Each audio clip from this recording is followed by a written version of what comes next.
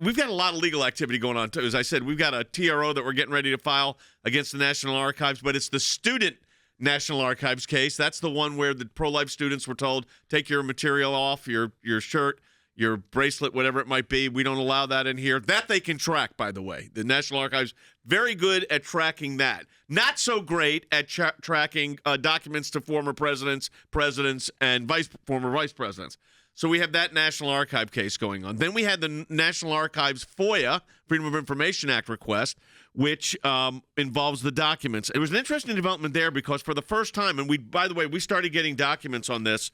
I'm holding in my hand. We can put them up on the screen too. These are the documents. So we the first tranche is pretty significant.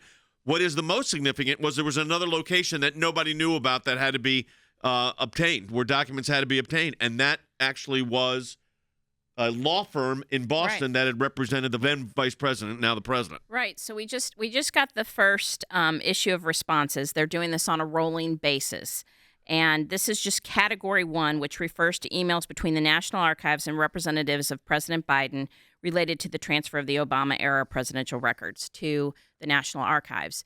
So this particular email exchange that we got, it was 74 pages of email exchanges that we received, contained very interesting emails about documents and boxes that are located in Boston. Now, this has been an issue before, but it seemed like they kind of, swept it under the rug. It was not a big deal. Nobody knew about Boston documents. Right. Though. That was not until we got these documents. There was no. So this was so you've had. Let's be clear. You've had the Penn Biden Center in Washington. Those offices were searched. You had his residence were searched, and was 2 locations inside that residence. Remember, it was in the garage next to the Corvette, and then it was actually in the house next to if I'm not mistaken, it was in his office, right? His office.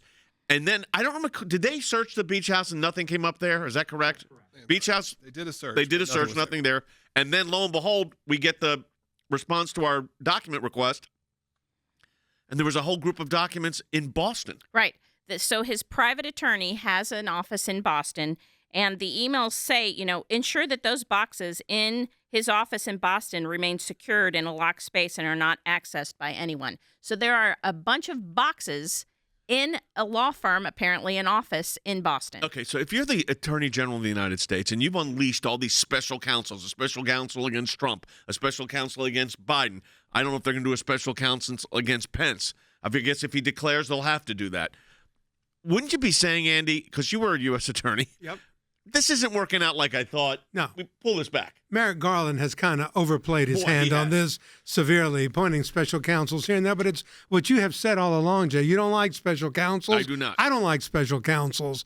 I mean, it's an unleashed dog. You don't know which way they're going and what they're going to do. And then now we've got a plethora of special counsels all over the place. I think Merrick Garland, if he's really got it, any sense, would say enough of the special counsels. We'll handle this within the Justice Department. Because it didn't. The problem is deeper than they thought it was. Right. It wasn't simply a document, obtaining a document. It was obviously there's a misunderstanding between the administrations, the former administrations, the current administrations, on how these documents are supposed to be handled with National Archives. Right. And it is an administrative issue. It's not a criminal issue that they've made it into. Right. And it's ridiculous, just like you said.